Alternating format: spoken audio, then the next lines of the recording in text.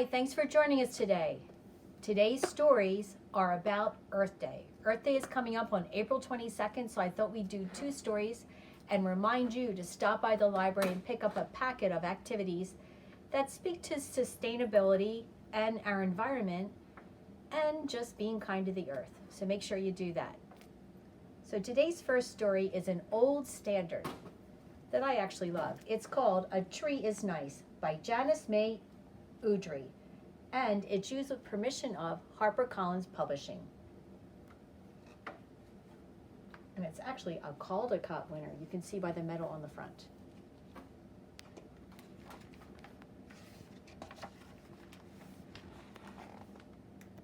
Trees are very nice. They fill up the sky. They go beside rivers and down valleys. They live up on the hills.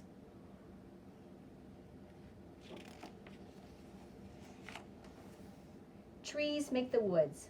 They make everything beautiful. Even if you have just one tree, it is nice too. A tree is nice because it has leaves. The leaves whisper in the breeze all summer long. In the fall, the leaves come down, and we play in them. We walk in the leaves and roll in the leaves. We build playhouses out of the leaves. Then we pile them up with our rakes and have a bonfire. A tree is nice because it has a trunk and limbs that we can climb. We climb the tree and see over all the yards. We can sit on a limb and think about things or play pirate ship up in the tree.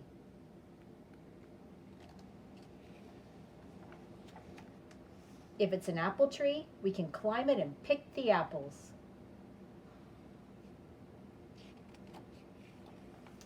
Cats get away from dogs by going up the tree. Birds build nests in the trees and live there. Sticks come off of trees too. We draw in the sand with the sticks. A tree is nice to hang a swing in, or a basket of flowers. It's a good place to lean against while you rest. A tree is nice because it makes shade. The cows lie down in the shade when it's hot. People have picnics there too, and the baby takes his nap in his buggy in the shade. A tree is nice for a house to be near. The tree shades the house and keeps it cool. The tree holds off the wind and keeps the wind from blowing the roof off the house sometimes. A tree is nice to plant. You dig the biggest hole you can and you put the little tree in. Then you pour lots of water and then dirt into the hole. You hang your shovel back in the garage. Every day for years and years, you watch that little tree grow. You say to people, I planted that tree. They wish they had one, so they go home and plant a tree too. And that's the story of A Tree is Nice. And our next story is about a town, a small community that survived a tornado and became totally green, and how they rebuilt themselves. This is Green City by Allan Drummond, used with permission of Macmillan Publishing. And you'll see all the different ways they changed their community and made it environmentally friendly. I remember the night when the tornado destroyed Greensburg in 9 minutes flat. All of my things, our house, everything was blown thousands of feet into the air. When it was all over, we climbed out of the shelter in the basement. Everyone's past had been swept away. Suddenly, the entire town of Greensburg had no future. They all look so worried and sad. 11 people died in the storm. It took 12 people to lift a truck off of Mr. Schmidt's house. It was like a huge bomb had gone off. Our school was destroyed in it was just 2 weeks before graduation. The hospital, 9 churches, the water tower, the drugstore, the grocery store, 2 hotels, 3 banks, the theater, and everything else was gone. The trees were shredded to nothing. Not a bird was in sight.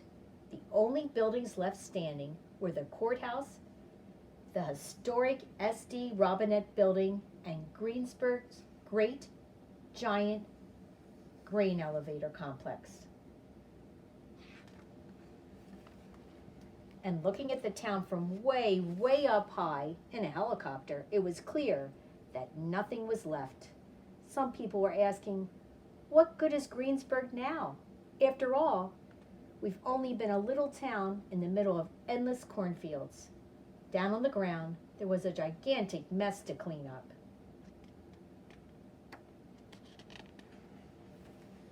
The very next day we met in a huge emergency tent set up amid the rubble outside the courthouse. 500 people were there, along with TV news teams, emergency crews, and volunteers. With almost no buildings left, the only thing that remained of Greensburg was the people. It seemed like the end of our town, but some people saw the whole situation as an opportunity for a fresh start. Soon the big question for everyone became, what do we do now? Everyone set to work. The president flew in and declared Greensburg a disaster area. So many volunteers flocked to town, we had to build a whole trailer park just for them. Donations came from all over Kansas, the United States, and the world. The government sent experts to help us, and there was a whole lot of rubble to clear out, more than 388,000 tons of it.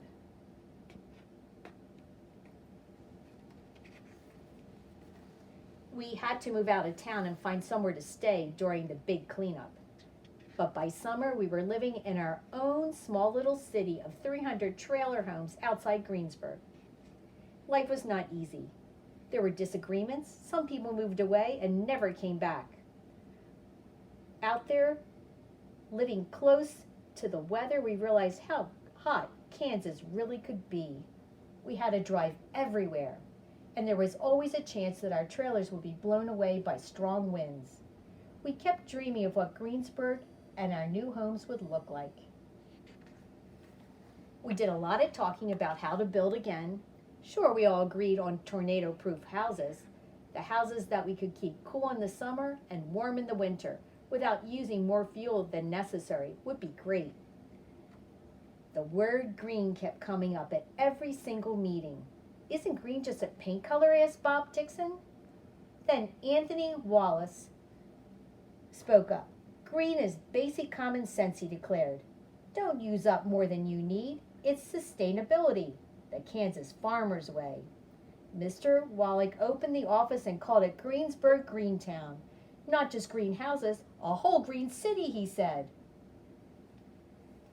My family was lucky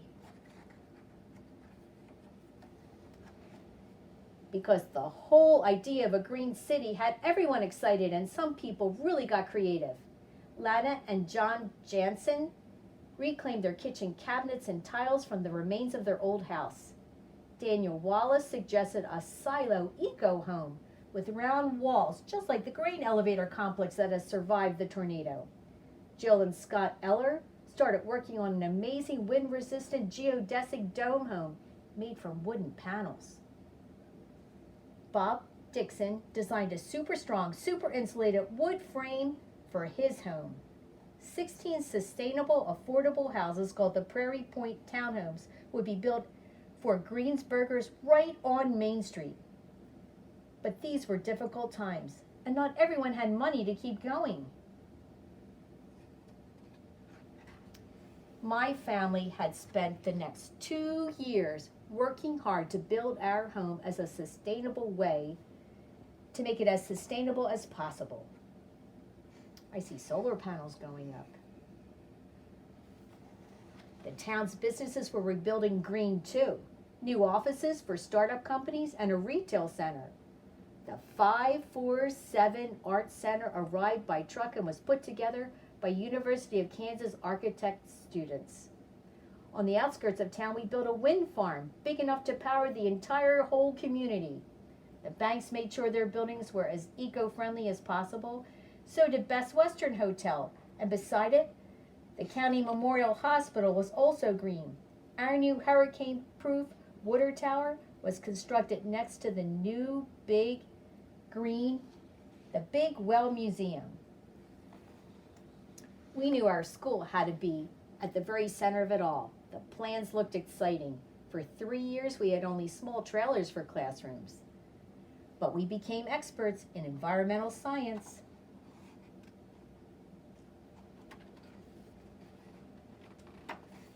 And we knew just what we wanted. So this town actually rebuilt everything, and here's a picture of the school when it's under construction with the green design. Our new school was going to be the greenest in the whole United States. It took a few years for everything to come together, but now look, Greensburg is Green City. We moved into our new houses, and Greensburg has finally come back to life. I still remember the night of the tornado, how it destroyed our town in 9 minutes flat. Back then, it really did seem like the end for Greensburg. Our town and our future, they were shattered. But we did rebuild into one of the greenest towns in America. That's official. The president even said so on TV. By thinking and building green, we've given Greensburg its future. We planned for the future because the future is green. Just ask the experts, the kids. And that's the story of Green City. And at the very back of this book, it gives you some tips on how you can be green. For example, use your bike or walk instead of asking mom or dad for a ride. You'll save energy and get really fit at the same time. You could wrap up an extra blanket when you're chilly instead of turning up the heat. Maybe use a fan instead of the air conditioner. Turn off the faucet when you brush while you're brushing your teeth to save water. Cut out the last minute of your shower to save some water. Give away anything you're done with. Maybe some old basketballs or clothing you've outgrown. Someone else could use it. And then if you're still looking for more ways to be green, we have lots of books like this one from Scholastic. You can save the earth. 50 ways you can make a difference. So stop in, pick up a book for Earth Day, and learn how you can help your environment. And don't forget to get the packet. Thanks for stopping by.